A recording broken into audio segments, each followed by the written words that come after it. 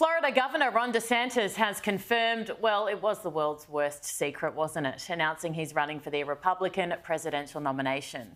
Now, it didn't all go to plan, as we'll discuss in a moment, but he made up for the Twitter fail, and wasn't it just, with a more professional video. We held the line when freedom hung in the balance. We showed that we can and must revitalize America. We need the courage to lead and the strength to win.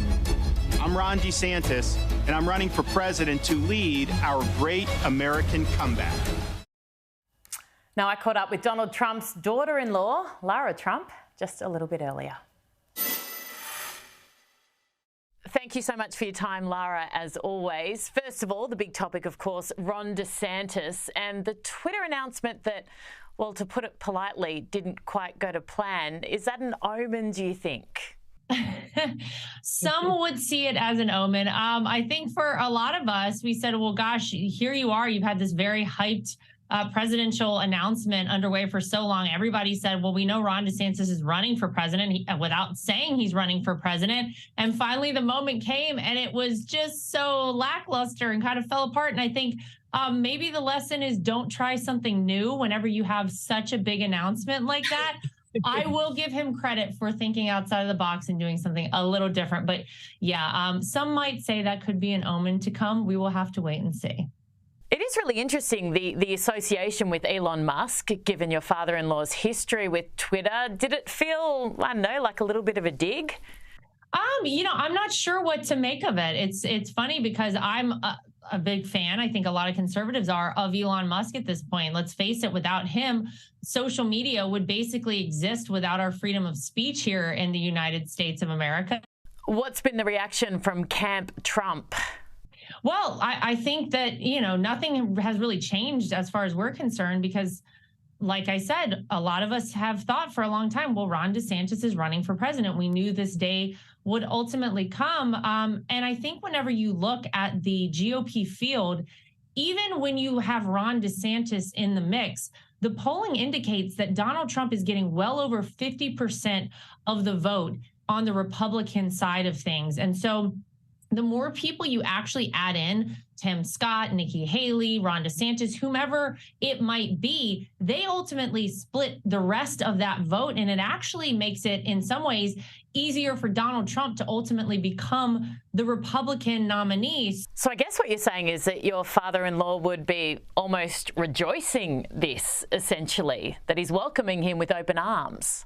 Yeah, I think that he knows what he's running on. He's running on a record. And when you look across the entire field on both the Republican and the Democrat side, Erin, there's only one individual who has actually done this job before and done it successfully. And of course, that is Donald Trump. He is running on a record as president. He's running on a record where we had an incredible economy, where we had so many people working in America, where we had historic trade deals made with places like China, Mexico, Canada, peace deals signed in the Middle East. We had things happening in this country that people said you would never get done in 20 years, let alone one presidential term of 4 years in office. And so that is ultimately what Donald Trump is running on. So I really don't think it matters ultimately who else enters the race on the Republican side of things. The American people remember a time not too long ago when things felt a heck of a lot better in America, and they know who brought it to them.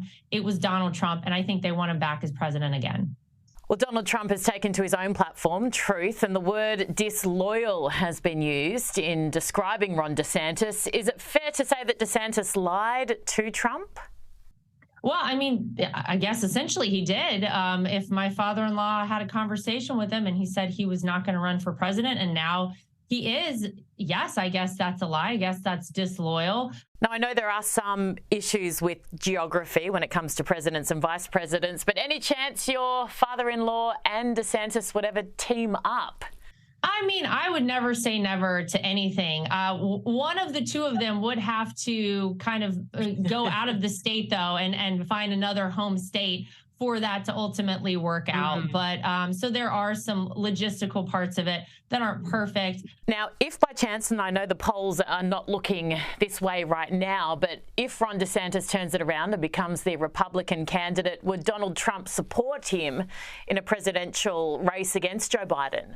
Well, I think my father-in-law wants to see this country back on track. I mean, it is really terrible to see how quickly things have changed in a very negative way in America since Joe Biden became president and by and large, the Democrat Party took control of our government. It really has been very tough for people. It feels like a very dangerous time with a fully open southern border, with our standing on the world stage weekend right now, 100,000 Americans a year being killed by fentanyl that's pouring through that southern border. And so people want somebody back who is going to turn this country around. I believe that ultimately it will be my father-in-law, but I think, quite frankly, any Republican candidate would be better than what we have right now. And I think my father-in-law would agree with that as well. Looking at some comments that DeSantis has made about Australia recently, he was very critical of us during the pandemic, and some of that justified, most people would think. Who do you think would be a better president when it comes to the relationship with Australia? And yes, I obviously know you're biased. Well, look, I think that, Australia is in a good spot when America is stronger. And I think that goes for the rest of the free world at this point. And there's no doubt that we have a track record with Donald Trump that proves he can get that done. There were no new wars that were started under Donald Trump's leadership. We had a very strong standing on the world stage.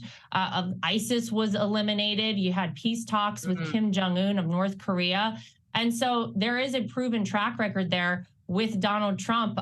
So I obviously think that would be the way to go. The interesting thing with Ron DeSantis is he's the governor of Florida, but it is a very different animal whenever you become president and you have to deal with not just a state, the entire country, but also the entire world. Donald Trump has done that once, and I think a lot of people understand he'll be able to do it again. So let's say it goes the way that you think it will go and DeSantis loses this.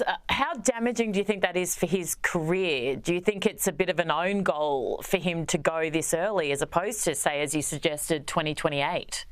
I think so. I mean, I think he's always had aspirations to run for president. And I think it'll be probably very upsetting when it doesn't work out for him, because like I said, a lot of people look at Ron DeSantis and they say, well, we would really consider voting for him in 2028, but he decided to do it now. He will have vacated his seat as the governor of this state. He will have lost a bid for president. And I don't know ultimately where that will put him with the people of the state of Florida. But, for his goals of becoming president one day, obviously time will tell. But I think, it could be a decision that he might live to regret one day. We'll see.